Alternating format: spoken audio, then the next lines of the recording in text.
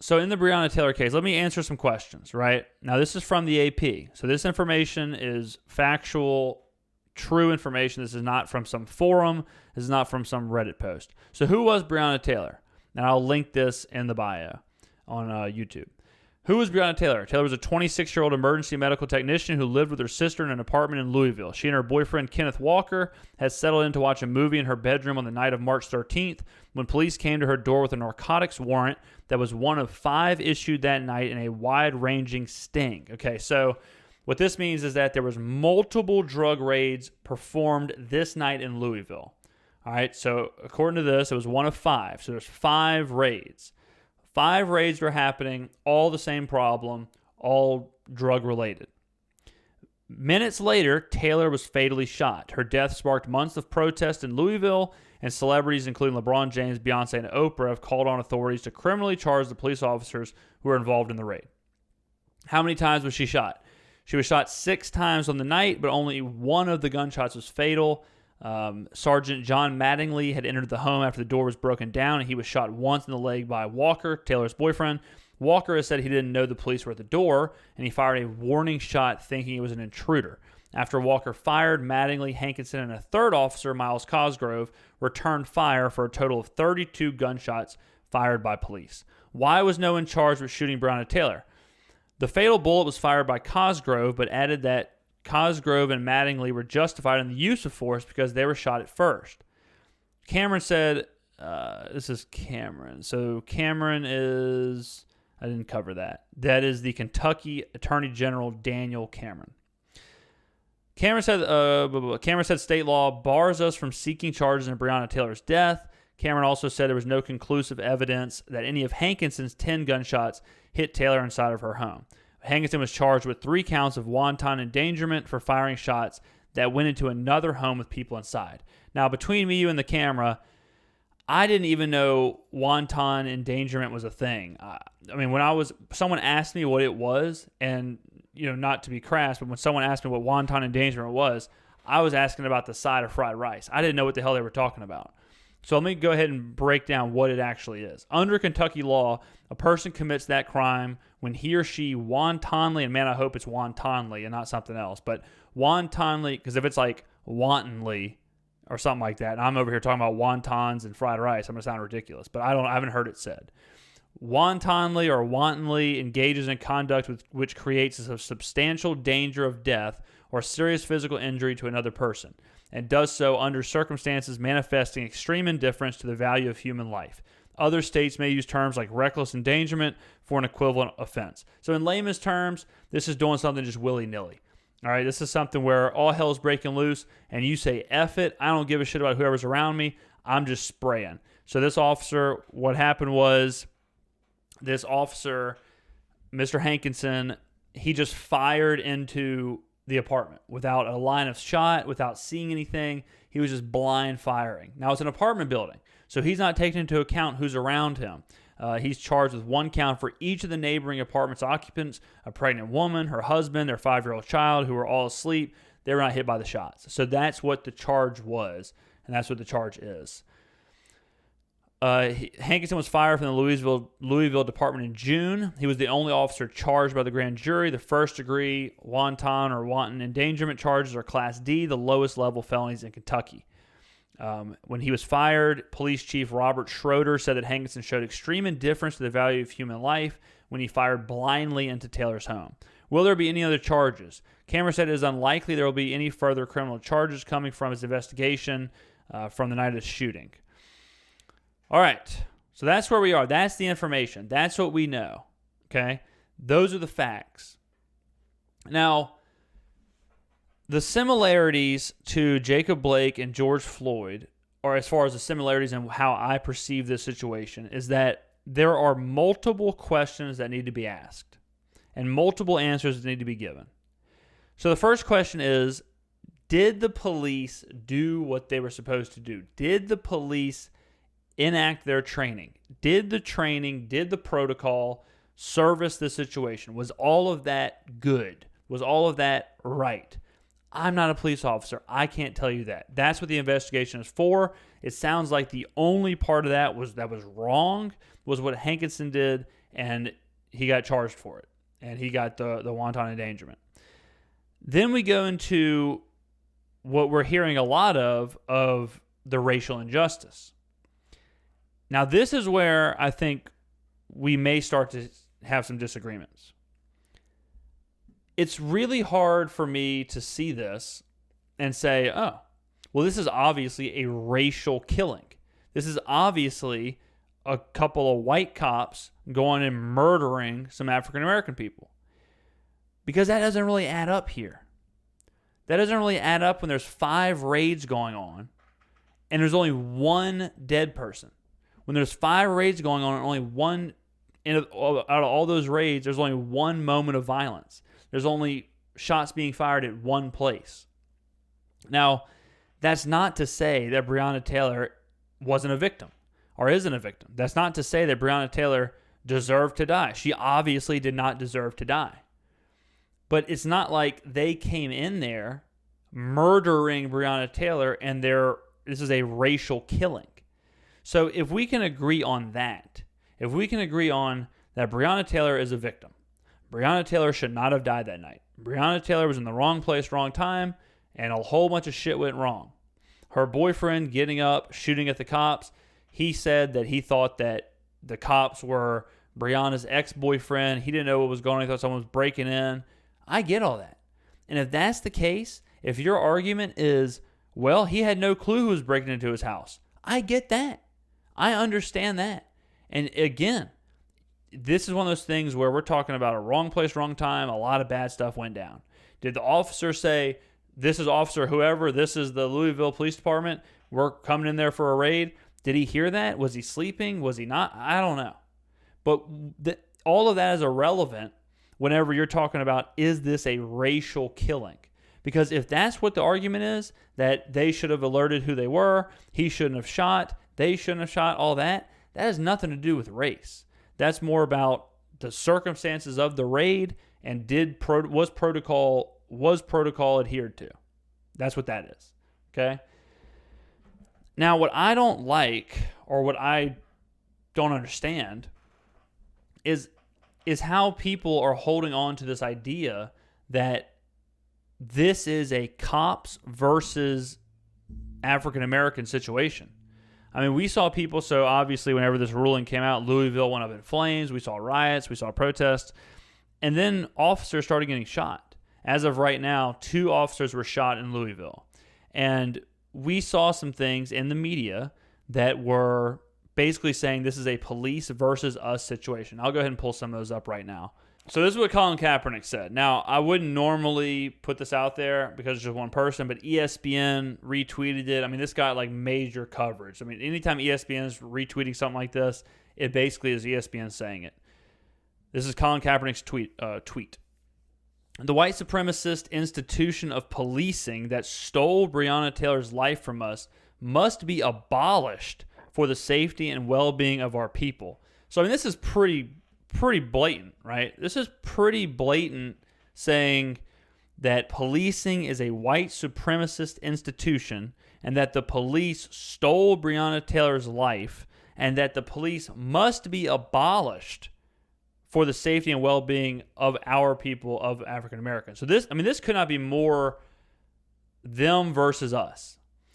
I just think that's not the right way to do this. Just like we talked about with Jacob Blake. I'm not saying Jacob Blake should have been shot 7 times. I'm not saying Jacob Blake should have been, paralyzed or whatever he is now. I'm not saying that the cop did what he did correctly. I'm not saying that was training. But I'm also not saying that that is a white versus black, them versus us, police versus the world, African Americans versus the world situation. In that time, I said, look, we need to just see what the training calls for. Is the training correct? Is the protocol correct? Did he do his job? Did he not? If he didn't, figure it out. Is it on him or is it on the training? And then fix whatever. If it's on him, deliver charges. If George Floyd, same deal. Investigate what the hell happened. If the cop did what he did, if the cop murdered this guy, if this was a racial killing, okay. If it wasn't, if we can now deduce that it wasn't and we go to the training, let's figure out, did the training fail or did the cop fail? Or did both fail? right? I just don't see this. I just don't see how what seems to me like, again, wrong place, wrong time, a lot of bad shit happened. Victim, 100%. Obviously, I wouldn't say a totally innocent victim. I mean, this is a police raid of some kind of drug raid. So it's not like she was walking down the street and got blasted 6 times by some random cop. This is a very specific situation. Okay, she didn't run a stop sign and she was in the street and she got shot 6 times and killed. That's very different than a police raided their house. Her boyfriend shot at police. Police returned fire. That doesn't make her any less of a victim, but it does blur the water of the innocence of the whole situation and whatever. So I hesitate so much with this, and honestly, this case is difficult to talk about because on one hand, I'm just saying the same stuff I've said before with Jacob Blake and George Floyd, but this is also the only time that the person who was killed wasn't directly related to the crime, right? George Floyd was being apprehended. Mike Brown, he was selling cigarettes. Jacob Blake, same deal. This is someone who was just in the situation. So, it's like, I do feel like I'm saying the same thing. I do feel like I'm just saying that, hey, look, this happened. I think that we can all agree this was a really bad thing. She should not have died. 100% agree. But I just don't agree with putting the stamp on it that this killing was indicative of a white supremacist institution that should be abolished in order to keep African Americans safe. That seems like a lot. Like, doesn't that seem like a bit of a stretch? Doesn't that seem like a bit of a, wait a minute, that doesn't really add up? Like, how does that add up? How does it add up? And perfect world, I'm one guy doing a podcast. Perfect world, I'd have multiple people in here, some who see it one way, some who see it the other, because I really don't know. Like I said, I've tried to research this. I've listened to people on YouTube or their podcast on the other side, and every time I do, it goes down the water of, or it goes down the stream or the river of, they shouldn't have shot into the house, or they should have said they were there, or any of that kind of stuff. And that's all fine. If that is what we're talking about, I'm fully for all investigations into the actual actions, and if they were done correctly, if not, why not, and then deliver charges, which they have. Okay? They deduce that the shooting into the house, the shooting back and forth, was justified because these police officers are getting shot at. What's the other option? They get shot out, they turn around and run? So if we check that off the list, then we go to the other guy. He blindly fired in there. Yeah, that's wrong. Shouldn't do that. He gets busted for it. Turns out he didn't hit anybody. So you can't charge him with murder. He didn't shoot anyone. So you can't say, oh, he murdered her if he didn't shoot anyone. And back to the other 2 cops, you can't say they murdered her when they're returning fire in a police raid. So it's one of those situations that's super blurry, super sticky, not good at anywhere in it. But it makes it way worse when you have people who are demanding justice for something that seemingly there is no justice. I don't understand what the justice is. What do they want? What do people who are screaming justice for Breonna, what do they want them to say? That these cops went there in the dead of night to murder Breonna Taylor? They went to just murder her? Because it obviously wasn't they went to go murder black people, because none of the other people in the raids died. None of the other people in the raids got shot. In fact, none of the other raids got violent. Or was this a situation where a misunderstanding from the boyfriend of what was even going on, allegedly, I mean, we don't know what happened there, but allegedly a misunderstanding from him led to him shooting out at the cops?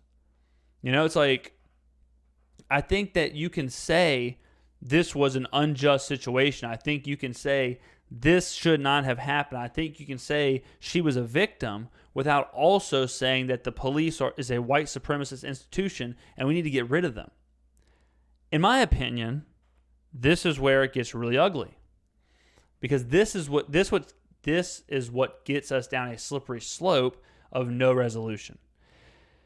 If people believe that the police are their enemy and are out to get them and are keeping them unsafe and is a white supremacist institution or a black supremacist institution or a German supremacist institution or whatever supremacist institution, if they believe that that's the case, that's only going to cause division, and it's only going to cause these like super polar climates like we have right now.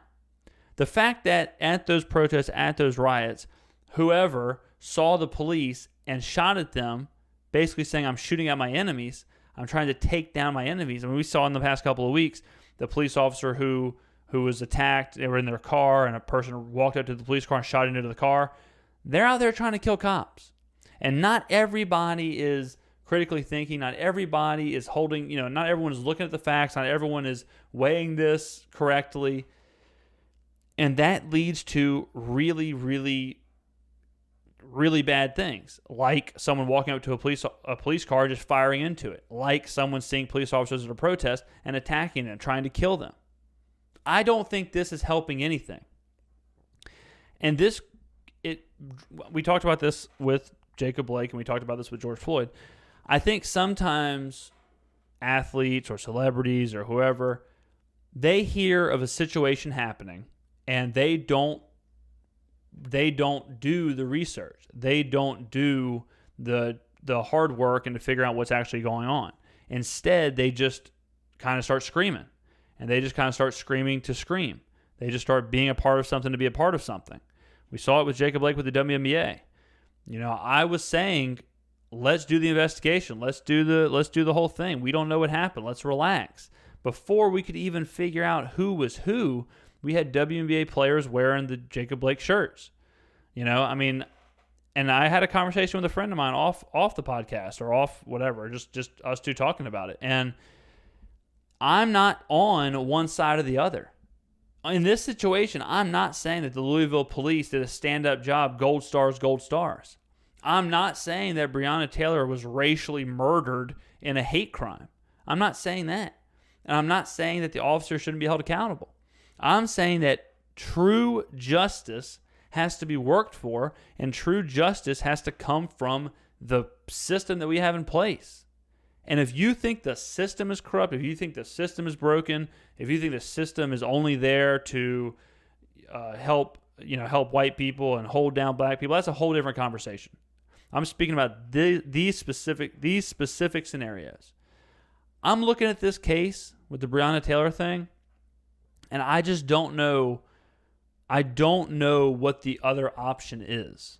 I don't know what the alternative is. I don't know what the other answer is. If there was like a multiple choice test with this, I don't think I could see how, answer A, cops are racist murderers. I don't see how that fits into this. Option C, white supremacist institution, harming African. I don't see that.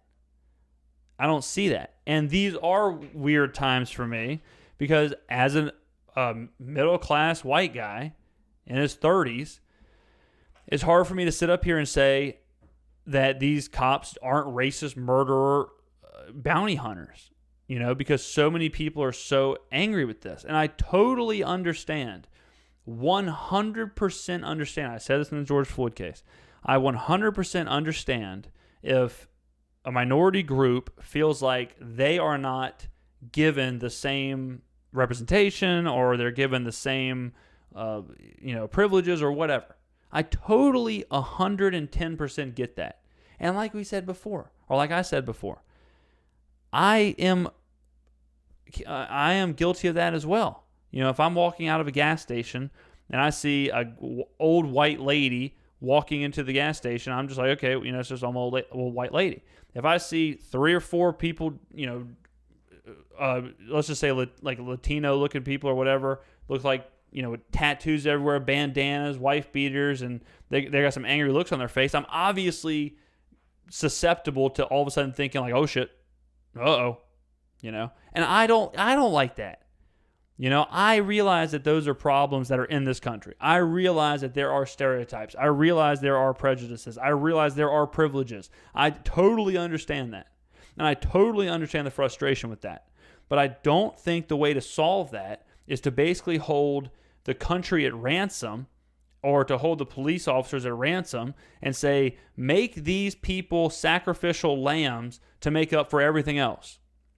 Make the cops who were in the raid of the Breonna Taylor thing sacrificial lambs and make them come down hard on them to make up for everything else.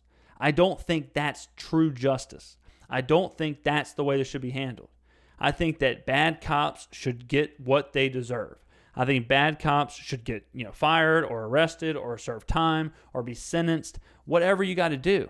I think that if the training is failing, then I do 100% agree with the idea of reforming the police or kind of just messing around with the funds. Do we need to put more funds into training? Do we need to totally redo the training? Do we need to start figuring out who is being hired as a police officer? Do we need to have some regulations in place as far as how much they're tested, their mental capabilities, their physical capabilities? Do we need to be doing that? I'm all for reform. I'm all for making this better for everyone. That doesn't happen in the world where every single time something happens, it becomes, who were the officers? Tell me where their homes are. Let's go destroy their homes. Screw the investigation. Screw the justice system. Let's take vigilante actions into this. Let's burn the city down. Let's build statues of the victims. And let's crucify the officers in the street. I don't think that's it either. I don't think that's it.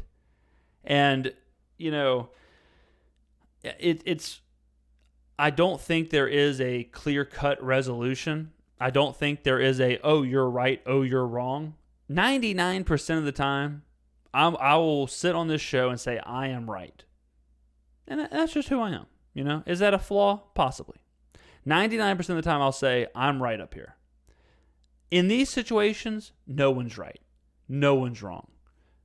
All I can say is that we're no closer getting right by having these incredibly divisive situations where, Colin Kaepernick is calling for the, complete abolishment of police officers and that they're a white supremacist institution. I mean, that just seems way beyond the pale. That seems like, just like we talk about the rioters and looters. I totally get protesting. I totally support. I protest. I support the protest during the national anthem, or I don't support. I'm not doing it, but I understand it, and I understand people's rights to protest. And I'm not one of the people saying I can't believe they're kneeling at the national anthem. It's like, you know what? This is why America is America, because people can protest. Let's listen to what they're saying. Okay, like I'm there, but I'm not there when it's like, okay, they're protesting by breaking into a Target, stealing everything in it, and burning down a car dealership.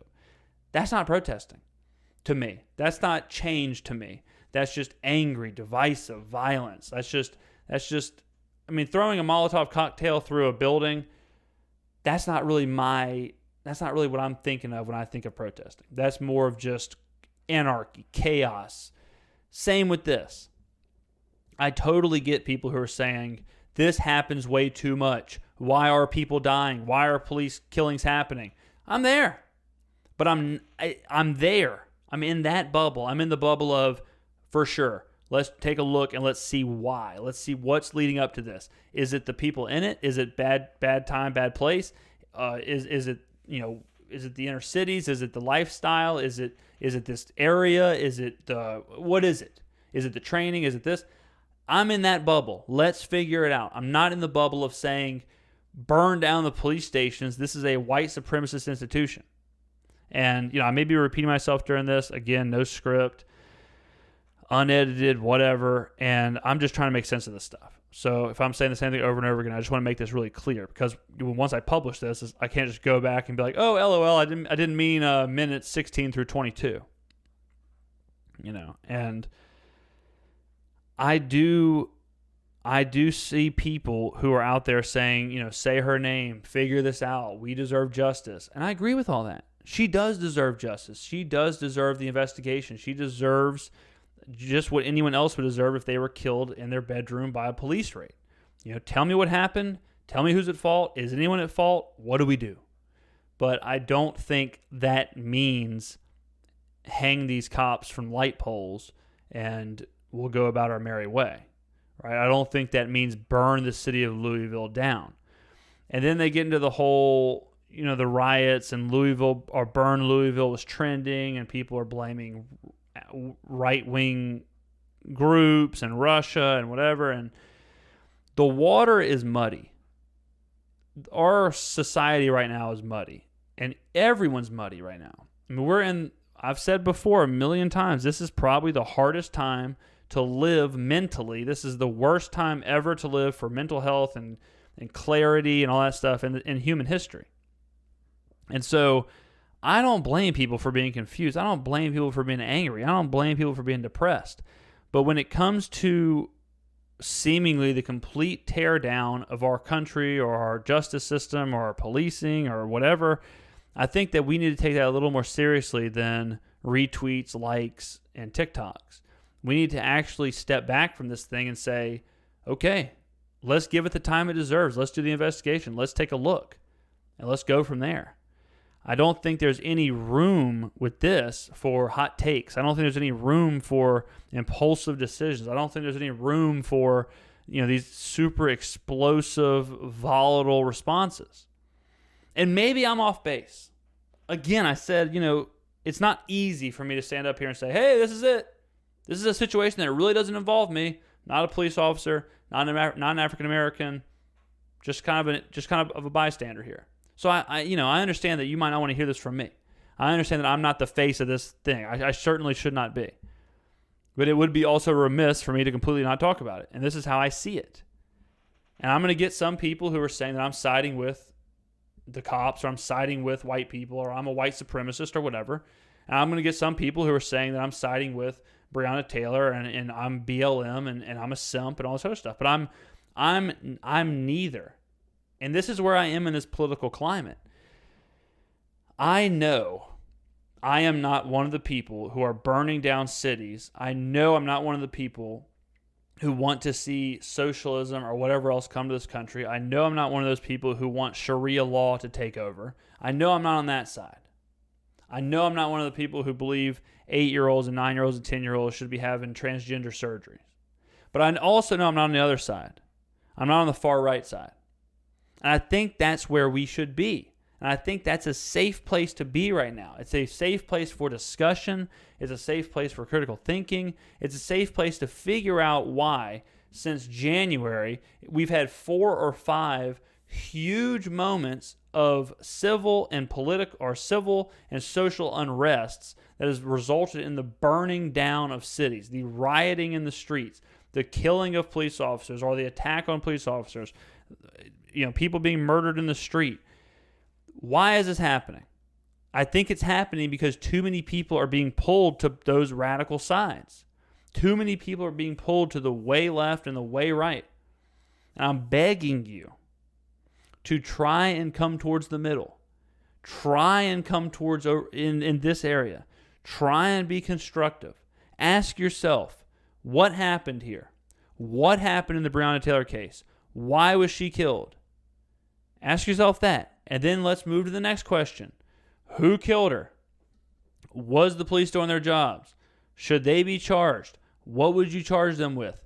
Do you think this is a murder? Do you think that they had racial intent? Do you think that they had racial hatred?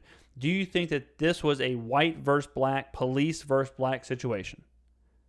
And if you don't, I think then we can start to figure out the process of fixing this. If you do, then I think there's a whole lot more questions in there, and that branches out to our very society that we even have here. And I fear that the more that we have to answer these questions and the more that people are given time and resources and ammunition to go to those radical sides, the more they hear the white supremacist institution, the more they hear abolish this, the more they hear burn this place, the more they hear them versus us, the more they hear that, the more that this is going to happen. Because there is not going to be that room in the middle anymore. There is not going to be that time for discussion or discourse or critical thinking or questions or investigations. Those times will be over. And we'll see more and more of this street justice and more of these vigilantes on either side taking matters into their own hands. When I see something like this happen, and I see people like Shaun King coming out there and putting out police officers' home addresses, that is too far, ladies and gentlemen. That is way too far. Putting out possibly innocent, putting out people's addresses of we don't even know. I mean, like I've told this story before, but when I worked at the paper, we couldn't put the name and any of the information about a person in the paper if they only had one count of like child pornography or something, or some kind of sexual charge like that. They had to have multiple because we were trying to protect the people, because we didn't know if they were innocent or guilty at that point, and we didn't want people to go into the street and handle it on their own.